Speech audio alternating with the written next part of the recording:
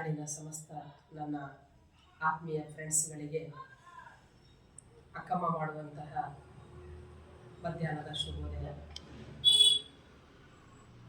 Friends, ಇವತ್ತಿನ ಜನಮಾನದಲ್ಲಿ ಅನೇಕ ಪ್ರಕಾರದ ನಾವು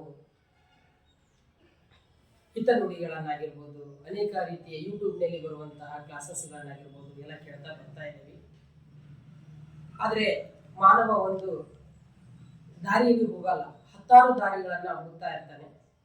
ಆ 10 ದಾರಿಗಳಲ್ಲಿ ಅವನಿಗೆ ಯಾವುದು ಸುಖ ಕೊಡುತ್ತೋ ಆ ಒಂದು ದಾರಿಯಲ್ಲಿ ಅವನು ತನ್ನ ಉನ್ನತಿಯನ್ನ ಕಾಣ್ಕೊಳ್ಳಿಕ್ಕೆ ಅಥವಾ ತಂದ್ಕೊಳ್ಳಿಕ್ಕೆ, ಪ್ರಾಪ್ತಿ ಪಡ್ಕೊಳ್ಳಿಕ್ಕೆ ಅವನು ಆ ದಾರಿಯನ್ನ ಹಿಡ್ಕೊಳ್ತಾನೆ. ಹಾಗಾದ್ರೆ ಆ ದಾರಿ ಯಾವುದು?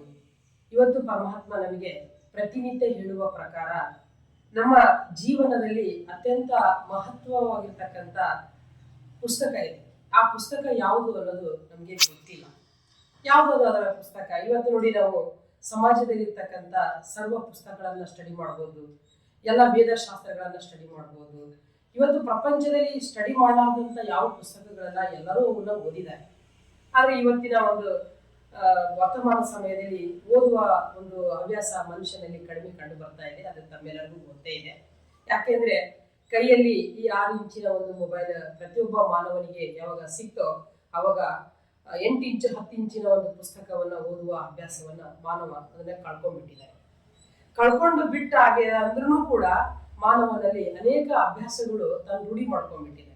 ಅದಕ್ಕೋಸ್ಕರವಾಗಿ ಇವತ್ತು ನಮಗೆ ಪರಮಾತ್ಮ ಏನ್ ಹೇಳ್ತಾ ಇದ್ದಾನೆ ಅಂದ್ರೆ, ಅತ್ಯಂತ ಇವತ್ತು ಪರಮಾತ್ಮನಿಗಿಂತಲೂ ಶಕ್ತಿಶಾಲಿಯಾದಂತಹ ಒಂದು ಸಬ್ಜೆಕ್ಟ್ ಅಥವಾ ಒಂದು ಮಹತ್ವವಾದಂತಹ ಒಂದು ವಿಷಯ ಏನಪ್ಪಾ ಅಂತ ಹೇಳಿದ್ರೆ, ಮುಖ್ಯವಾಗಿ ಅದು ಕರ್ಮ ಅಂತ ಹೇಳ್ತಾ ಇದ್ದಾನೆ ಭಗವಂತ.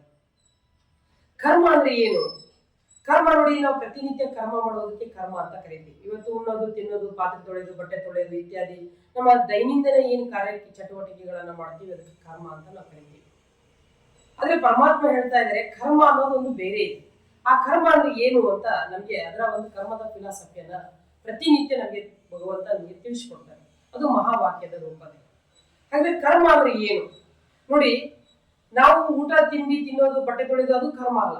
ನಾವು ಮನಸ ವಾಚ ಕರ್ಮ, ಮನಸ್ಸಿನಿಂದ, ವಾಚದಿಂದ, ಕರ್ಮದಿಂದ ನಾವು ಏನೆಲ್ಲ ಮಾಡ್ತಾ ಇದ್ದೀವಿ ಅದು ಮೂಲ ನಮ್ಮ ಆತ್ಮದ ಫೈಲಿನಲ್ಲಿ ಅದು ರೆಕಾರ್ಡಿಂಗ್ ಆಗ್ತದೆ. ಅದು ಏನ್ ಹೇಳ್ತಾರೆ ಅಂದ್ರೆ, ಫಸ್ಟ್ ನಾನು ಬೇರೆಯವರಿಗೆ ನಾನು ಮಾಡುವಂತ ಸಂಕಲ್ಪಗಳು, ನಾನು ಮಾಡುವಂತ ವಿಚಾರಗಳು ಬೇರೆಯವರಿಗೆ ಏನ್ ಗೊತ್ತಾಗ್ತದೆ ಅಂತ ಸಹಜವಾಗಿ ಮಾನವ ಅನ್ಕೊಳ್ತಾನೆ. ಆದ್ರೆ ನಾವು ಮಾಡುವಂತ ಸಂಕಲ್ಪ ನಮಗ್ ಗೊತ್ತಾಗ್ತದೆ ಹಾಗೂ ಬ್ರಹ್ಮಾಂಡಕ್ಕೆ ಗೊತ್ತಾಗ್ತದೆ ಅಂತ ಭಗವಂತ ಹೇಳ್ತಾರೆ. ಈಗ ನೋಡಿ, ಒಬ್ಬ ಮನುಷ್ಯ ಮಾಡುವ ಆಲೋಚನೆಗಳು ಎಷ್ಟೋ 1000 ಕಿಲೋಮೀಟರ್ ತನಕ ಹೋಗಿ ತಲುಪುವಂತ ಒಂದು ಶಕ್ತಿ ಸಂಕಲ್ಪಗಳಿಗಿದೆ ಅಂದಾಗ, ಆ ಬ್ರಹ್ಮಾಂಡಕ್ಕೆ ಹೋಗಿ ತಲುಪುವಂತ ಒಂದು ಶಕ್ತಿ ಸಂಕಲ್ಪಕ್ಕೆ ಯಾಕಿಲ್ಲ? ಅವಶ್ಯವಾಗಿ ಇದ್ದೇ ಇದೆ. ಅದಕ್ಕೋಸ್ಕರವಾಗಿ ನಾವು ಮಾಡುವಂತ ಸಂಕಲ್ಪ ಯಾವ ರೀತಿಯಾಗಿರ್ಬೇಕು, ಅದಕ್ಕೆ ಅನೇಕ ರೀತಿಯ ಕ್ಲಾಸಸ್ಗಳು ಕೂಡ ಬರ್ತಾರೆ. ಆದ್ರೆ ಪ್ರತಿನಿತ್ಯ ನಾವು ಓದ್ಕೋಬೇಕಾಗಿರೋದು ಏನು ಅಂದ್ರೆ, ನಾವು ಕರ್ಮದ ಪುಸ್ತಕವನ್ನ ದಿನ ದಿನ ಓದಿ ಅಂತಾರೆ. ಹಾಗಾದ್ರೆ ದಿನ ದಿನ ಯಾವ ರೀತಿಯಾಗಿ ಓದ್ಬೇಕು ಅದನ್ನ, ಅದು ನಮಗೆ ಯಾರಿಗೂ ಕೂಡ ಗೊತ್ತಿಲ್ಲ. ದಿನನಿತ್ಯ ಅದೇನಾದ್ರು ಪುಸ್ತಕ ಇದೆನಾ? ಇಲ್ಲ. ಪುಸ್ತಕ ಎಲ್ಲಿದೆ? ಅದು ನಮಗೆ ಪರಮಾತ್ಮ ಹೇಳಿಕೊಡುವ ಪ್ರಕಾರ ನಾವು ಒಂದು ಬೆಳಿಗ್ಗೆ ಎದ್ದಾಗಿನಿಂದ ಹಿಡಿದು ರಾತ್ರಿ ಮಲಗೋವರೆಗೂ ನಾವು ಏನೇನ್ ಮಾಡಿದ್ವಿ, ಮನಸ್ಸಿನಿಂದ ಏನು ನಾವು ಯಾರಿಗಾದ್ರೂ ದುಃಖ ಕೊಟ್ವೆ, ಮನಸ್ಸಿಂದ ಯಾವ್ದಾದ್ರ ಬಗ್ಗೆ ಕೆಟ್ಟ ಆಲೋಚನೆಗಳನ್ನ ಮಾಡಿದ್ವಿ, ನೆಗೆಟಿವ್ ಸಂಕಲ್ಪಗಳನ್ನ ಮಾಡಿದ್ವಿ, ಏನ್ ಮಾಡಿದ್ವಿ ಅದನ್ನ ನಾವು ನೋಡ್ಕೋಬೇಕು. ಇನ್ನು ಎರಡನೇದು, ನಾವು ನೋಡುವಂತಹ ನೋಟ ಯಾವ ರೀತಿಯಾಗಿರ್ಬೇಕು ನೋಡಿ. ನಾವು ದಾರಿಯಲ್ಲಿ ಹೋಗುವಾಗ, ಬರುವಾಗ ಇತ್ಯಾದಿ ಎಲ್ಲವನ್ನು ನಾವು ವೀಕ್ಷಿಸ್ತೇವೆ, ಈ ಕಣ್ಣುಗಳ ಮುಖಾಂತರ ವೀಕ್ಷಿಸ್ತೇವೆ. ಆ ವೀಕ್ಷಣೆಯಲ್ಲಿ ಅನೇಕ ರೀತಿಯ ರಹಸ್ಯಗಳು ಕೂಡ ಇರುತ್ತೆ. ಕೆಲವ್ರನ್ನ ನಾವು ನೋಡಿ ಸುಮ್ಮನೆ ಇರ್ತೀವಿ, ಕೆಲವ್ರನ್ನ ನೋಡಿ ನಮ್ಮ ಮನಸ್ಸಿನಲ್ಲಿ ತಗೊಂಡಿರ್ತೀವಿ, ಕೆಲವು ವಸ್ತುಗಳನ್ನ ಎಲ್ಲ ನಮ್ಮ ಮನಸ್ಸಿನಲ್ಲಿ ತಗೊಳ್ತೀವಿ, ಬುದ್ಧಿಯಲ್ಲಿ ತಗೊಳ್ತೀವಿ.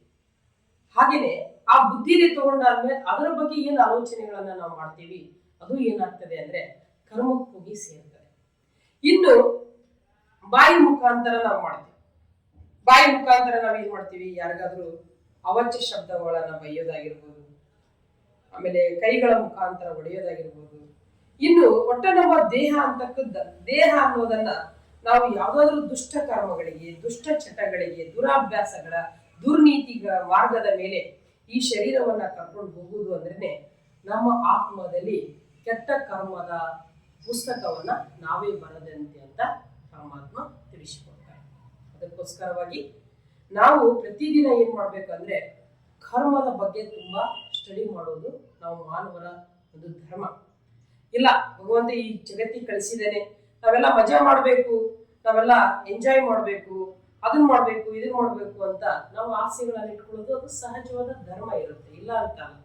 ಆದರೆ ಆ ಸಹಜವಾದ ಧರ್ಮದಲ್ಲಿ ಕೂಡ ನಾವು ಅಧರ್ಮವನ್ನ ದಾರಿ ಹಿಡಿದಾಗ, ಧರ್ಮವನ್ನ ಬಿಟ್ಟಾಗ ಅದು ಮಾನವನಿಗೆ ಸುಖ ಕೊಡಲಿಕ್ಕೆ ಸಾಧ್ಯ ಇಲ್ಲ.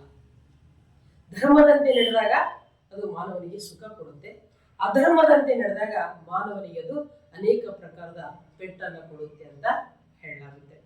ಅದಕ್ಕಾಗಿ ಪರಮಾತ್ಮ ಏನ್ ಹೇಳ್ತಾರೆ, ನಾವು ಮಾಡಿರ್ತಕ್ಕಂಥ ಕರ್ಮ ಒಂದೇ ಬಾರಿ ಏನ್ ಮಾಡೋದಿಲ್ಲ, ನಮಗೆ ಶಾಲೆಯನ್ನ ಕೊಡಲ್ಲ. ಈ ಒಂದಿನ ಇವತ್ತೇ ಮಾಡಿದ್ದು ಇವತ್ತೇ, ನಾಳೆ ಮಾಡಿದ್ದು ನಾಳೆ ಇಲ್ಲ.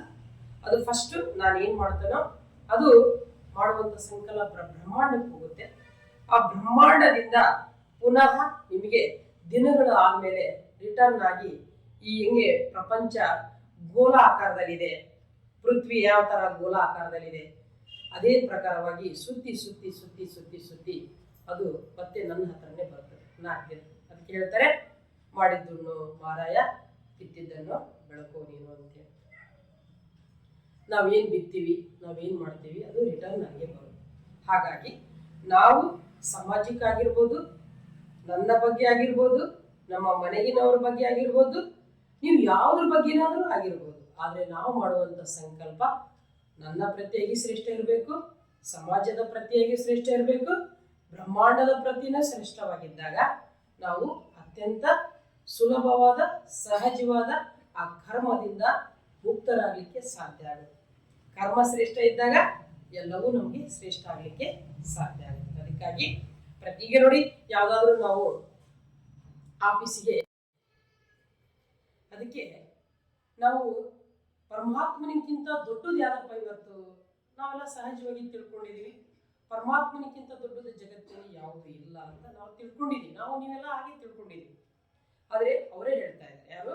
ವಿಶ್ವಕ್ಕೆ ಒಡೆಯನಾದಂತಹ, ವಿಶ್ವಕ್ಕೆ ಪಿತನಾದಂತಹ, ವಿಶ್ವವನ್ನೇ ಸಾಕುವಂತಹ, ವಿಶ್ವವನ್ನೇ ಸಂಭಾಲನೆ ಮಾಡುವಂತಹ ಸೃಷ್ಟಿಕರ್ತ ಆ ಭಗವಂತನೇ ಹೇಳ್ತಾ ಇದ್ದಾನೆ, ನನಗಿಂತನೂ ಒಂದು ದೊಡ್ಡದು ಒಂದು ವಸ್ತು ಇದೆ, ಅದು ಯಾವುದಂದ್ರೆ ನೀವು ಮಾಡುವಂತಹ ಕರ್ಮದ ಫಿಲಾಸಫಿ ಅಂತ ಹೇಳ್ತಾರೆ. ಈಗ ನಾವು ಯಾವ್ದಾದ್ರು ಒಂದು ಫ್ಯಾಕ್ಟ್ರಿ ಆಗಿರ್ಬೋದು ಅಥವಾ ಆಫೀಸಿಗಾಗಿರ್ಬೋದು ನಾವು ಹೋಗಿ ಸೇರ್ಕೊಳ್ತೀವಿ. ಸೇರಿದ ತಕ್ಷಣ ಅವ್ರು ಸ್ಯಾಲ್ರಿ ಕೊಡಲ್ಲ, ಹೌದಾ? ನಾವು ಯಾವಾಗ ಅಲ್ಲಿ ಆಫೀಸ್ನಲ್ಲಿ, ಫ್ಯಾಕ್ಟ್ರಿಯಲ್ಲಿ ಇತ್ಯಾದಿ ನಮ್ಮ ಕರ್ಮ ಕ್ಷೇತ್ರದಲ್ಲಿ ನಾವು ಕರ್ಮವನ್ನ ಯಾವಾಗ ಪ್ರಾರಂಭಿಸ್ತೇವೆ, ಆ ಕರ್ಮ ಅವಾಗಿನಿಂದ ನಾವು ಯಾವಾಗಿನಿಂದ ಜಾಯಿನ್ ಆದ್ವಿ ಅವಾಗಿನಿಂದ ನಮ್ಮ ಕರ್ಮ ಪ್ರಾರಂಭ ಆಗ್ತದೆ. 1 ತಿಂಗಳಾಗ್ಬೋದು, 2 ತಿಂಗಳಾಗ್ಬೋದು, ವರ್ಷ ಆಗ್ಬೋದು, ಆದ್ಮೇಲೆ ಏನ್ ಮಾಡ್ತಾರೆ, ನಮಗೆ ಸ್ಯಾಲ್ರಿಯನ್ನ ಕೊಡ್ತಾರೆ. ಯಾವ ರೀತಿಯಲ್ಲಿ ಮಾಡಿದ್ದಕ್ಕೆ ಸ್ಯಾಲ್ರಿ ಇದ್ದೇ ಇರುತ್ತೋ ಅದೇ ರೀತಿಯಾಗಿ ನಾವು ಈ ಸಮಾಜದ ಒಂದು ದೃಷ್ಟಿಯಲ್ಲಿ ಈ ಮಾನವಾಗಿ ಈ ಶರೀರದ ಒಂದು ಫ್ಯಾಕ್ಟ್ರಿಯಲ್ಲಿ ಬಂದು ಸೇರ್ಕೊಂಡಿದ್ದೀನಿ. ಈ ಒಂದು ಶರೀರದಿಂದ ನಾವು ಅರ್ಥಾತ್ ಆತ್ಮ ಶಕ್ತಿ ಏನೆಲ್ಲ ಕೆಲಸ ಕಾರ್ಯ ಏನೆಲ್ಲ ಮಾಡ್ತದೆ ಅದನ್ನ ನಾವು ಏನ್ ಮಾಡ್ತೀವಿ, ಸ್ಯಾಲ್ರಿ ರೂಪದಲ್ಲಿ ತಗೊಳ್ತೀವಿ. ಆದ್ರೆ ಒಳ್ಳೇದು ಮಾಡಿದ್ರೆ ತಗೊಳ್ಳೋದಿಲ್ಲ, ಕೆಟ್ಟದ್ದನ್ನ ಮಾಡಿದ್ರೆ ಏನಾಗ್ತದೆ, ಅದು ಆತ್ಮದಲ್ಲಿ ಸೇರ್ಕೊಳ್ತಾ ಹೋಗ್ತದೆ.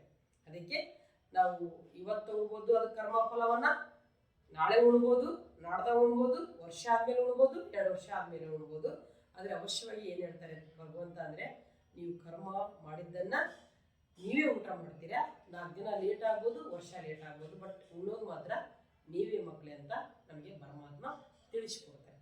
ಅದಕ್ಕೆ ವಿಶೇಷವಾಗಿ ಪ್ರತಿನಿತ್ಯ ನಾವು ಸಹ, ನೀವು ಒಂದು ಒಪ್ಪತ್ತು ಊಟ ಮಾಡೋದನ್ನ ಬಿಡ್ರಿ, ಒಂದು ತುತ್ತಿ ಊಟ ಮಾಡೋದನ್ನ ಬಿಡ್ರಿ, ಆದ್ರೆ ಪ್ರತಿಯೊಬ್ಬ ಮಾನವನು ಈ ಸಮಾಜದಲ್ಲಿ ಹುಟ್ಟಿದ್ದೇವೆ ಅಂದಮೇಲೆ ಅವರ ಒಂದು ಕರ್ಮದ ಕಡೆಗೆ ಹೆಚ್ಚಿನ ಒಂದು ಗಮನವನ್ನ ಕೊಟ್ಟರೆ ಬಹಳ ಶ್ರೇಷ್ಠ ಆಗ್ತದೆ ಅನ್ನೋದು ಭಗವಂತನ ಅನಿಸಿಕೆ ಇದೆ ಅಥವಾ ಮಹಾವಾಕ್ಯ ಇದೆ.